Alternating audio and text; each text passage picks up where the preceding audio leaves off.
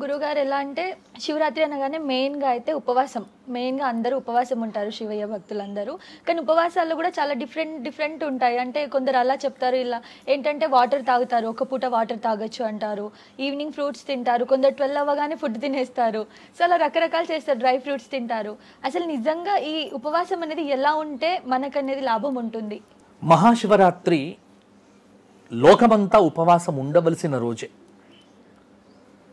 అందుకే పెద్దలు చెప్తారు ఏమిటి అంటే, ఒక సామెత తెలుసు అనుకుంటా నీకు, జన్మానికి ఒక్క శివరాత్రి అని ఒక సామెత ఉంది. అంటే ఈ జగత్తులో మనం తరించాలి అంటే జన్మకు ఒక్క శివరాత్రి వ్రతం చేస్తే చాలు, ఇంకా వేరే పూజలు ఏమక్కర్లే, వేరే ఆరాధనలు ఏవి ఎక్కర్లేదు. జన్మకు ఒక్క శివరాత్రి చాలు తరించటానికి. అంటే అంత గొప్పది శివరాత్రి.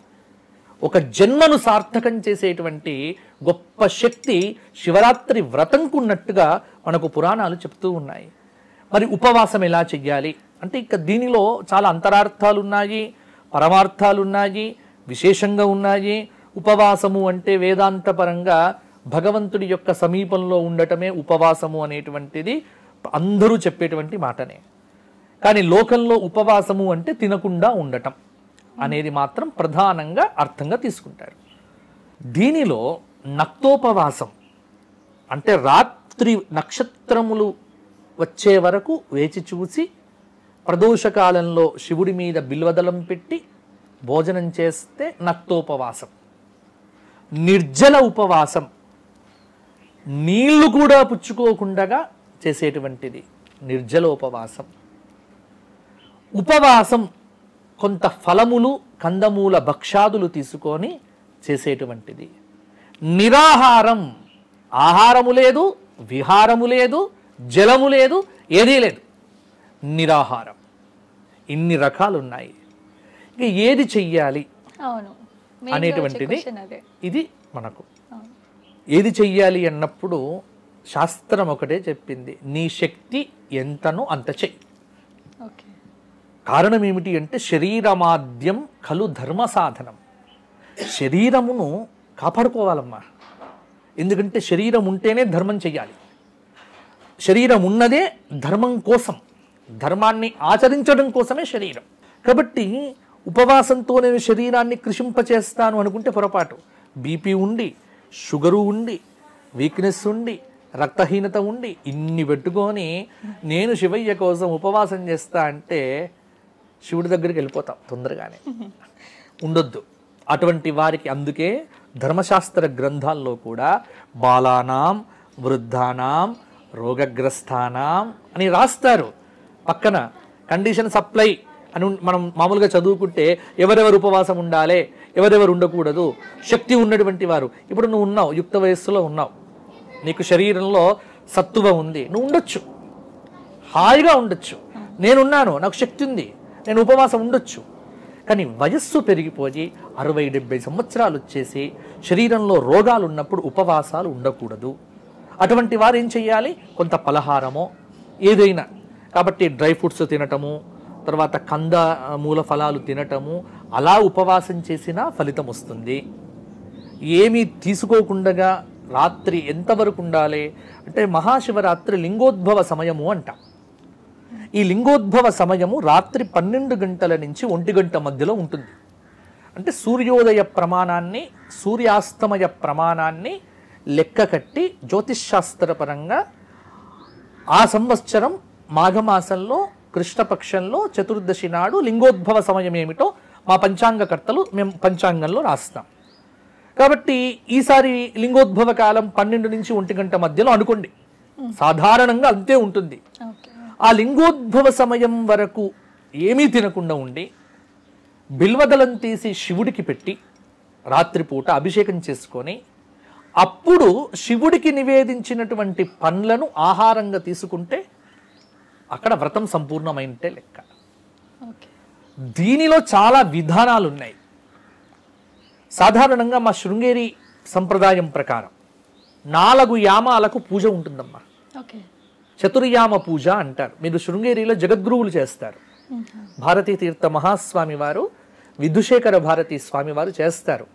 సాయంత్రం 6 నుంచి 9, 9 నుంచి 12, 12 నుంచి 3, 3 నుంచి 6 అంటే రాత్రి మొత్తం 12 గంటలు పూజలోనే ఉంటారు.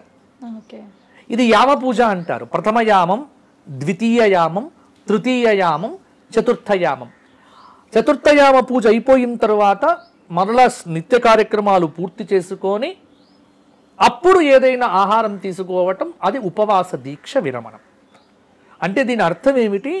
ఆ రోజంతా ఉపవాసం చేసి రాత్రంతా జాగారం చేసి, జాగారం అంటే కూడా ఇక్కడ ఇవాళ చేస్తున్న డీజేలు కాదు, జాగారం డీజే పాటలు పెట్టుకొని ఎగరటాలు. మరి మా చిన్నతనంలోనైతే శివరాత్రి వచ్చింది అంటే 2వ షో 3వ షో స్పెషల్ షోస్ వేసేవారు సినిమా థియేటర్స్లో. ఇప్పుడు ఉన్నాయో లేవో తెలియదు నాకు. కొంతమంది సినిమాలకు వెళ్తారు. ఈ సినిమాలకు వెళ్ళటాలు, డీజే పెట్టుకొని ఆడుకోవటాలు, ఇవి శివరాత్రి కిందికి రావు, జాగారం కిందికి రాదు. శివరాత్రి అంటే శివాలయంలో కూర్చొని శివనామ స్మరణ చేస్తూ, ఉపవాసంతో శివ సహస్రనామ స్తోత్ర పారాయణం చేస్తూ, శివ శివ అనేటువంటి నామజపంతో శివుడికి దగ్గరగా శివుణ్ణి అంతఃకరణంలో పెట్టుకొని రాత్రంతా మేలుకొని ఉంటే అది జాగారం అవుతుంది. ఆ జాగారం అనేటువంటిది మనలో ఉన్నటువంటి ఇంద్రియ శక్తుల్ని మేల్కొల్పాలి, మనలో ఉన్నటువంటి అజ్ఞానాన్ని పారత్రోలి జ్ఞానం వైపు మనను ముందుకు తోసేట్టుగా ఉండాలి. కాబట్టి అది జాగారం అవుతుంది. కానీ రాత్రంతా టీవీలు పెట్టుకొని మెలకువగా ఉండి గుడ్లగూపలాగా ఉంటే లాభంలే, కళ్ళు తెరిచి ఉంటే లాభంలే. కాబట్టి కళ్ళు తెరిచి నిద్రపోకపోవడం జాగారం అవుతుంది అనుకోకండి. జాగారము అంటే మేల్కొని ఉండడము అంటే, ఉపవాసము అంటే శివుడి దగ్గరలో శివస్మరణ చేస్తూ, శివనామం జపిస్తూ, శివ కోటి వ్రాస్తూ, బిల్వహాష్టక స్తోత్రపారాయణం చేస్తూ, శివుడికి దగ్గరలో కూర్చొని రాత్రంతా స్మరిస్తే అది జాగారం అవుతుంది. దానివల్ల ఎంత పుణ్యము అంటే ఒక్క శివరాత్రి వ్రతం జన్మ జన్మల పాతకాలను పోగొడుతుంది అని. ఈ జన్మలోనో, కిందటి జన్మలోనో, ఆ పై జన్మలోనో ఎన్ని జన్మల నుంచి మనం చేస్తున్నామో మనకు తెలియదు. దీనికి హంతు లేదు. ఆ పాపాలన్నింటినీ పోగొట్టేటువంటి ఏకైక వ్రతం, అద్భుత వ్రతం శివరాత్రి వ్రతం. అందుకే పెద్దలు చెప్తారు, పశువులు కూడా వ్రతం చేస్తాయి అని, పక్షులు కూడా శివరాత్రి నాడేం తినవు అని, ప్రకృతి మొత్తం పరవశించిపోతుంది అని. అంత అంటే నియమాలు ప్రకృతిలో చాలా జీవులు పాటిస్తాయి. ఒక్క నియమాలను పాటించని వాడే మనిషి.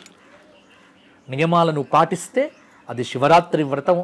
చాలా శక్తి ఉన్నట్టుగానే, నీకు ఏమీ శక్తి లేకపోతే ఏదో కొంత పండో కాయనో తినైనా శివుడికి అభిషేకం చెయ్యండి. శివుడేం తప్పుగా పట్టించుకోడు, ఏమీ అనడు. కానీ శరీరాన్ని కింద పడేట్టుగా ఉపవాసాలు మాత్రం చెయ్యకండి. ఆరోగ్యము జాగ్రత్త. ఆరోగ్యముతో ఆరోగ్యమే మహాభాగ్యం. కాబట్టి శివుడిని నేను మొండిగా, కొంతమంది ఏం చేస్తారంటే, నేను చాలామంది పెద్దవారికి ఇదే చెప్తూ ఉంటా, వయస్సులో ఉన్నవారు వినరనుకోండి ఎవ్వరు.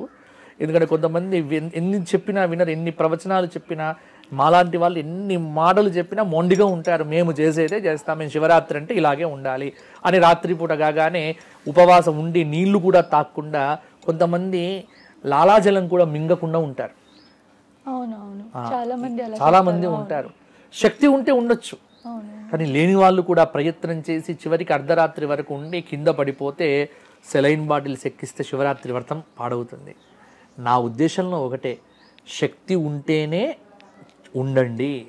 శక్తి లేకపోతే శివ సహస్రనామ స్తోత్ర పారాయణం చేసి బిల్వాష్టకంతో చక్కగా అర్చన చేసి శివుణ్ణి ఆరాధన చెయ్యండి. పుణ్యం ఎక్కడికి పోదు. కాబట్టి పుణ్యము పేరుతో శరీరాన్ని మాత్రం హింసించకండి. శరీరాన్ని కాపాడుకుంటూ నియమాలను పాటిస్తూ శివవ్రతం చేస్తే శివానుగ్రహం కలుగుతుంది. ఒక్కటి మాత్రం చెప్పగలను, అన్ని పండుగలలోకెల్లా అత్యుత్కృష్టమైనటువంటి పుణ్య ఫలాన్ని అతి తొందరగా ఇచ్చేటువంటి అద్భుతమైనటువంటి వ్రతమే మహాశివరాత్రి వ్రతం. సబ్స్క్రైబ్ చేయండి. Please do subscribe to. Please like, share and subscribe to top Telugu TV. Top Telugu TV. Top Telugu TV.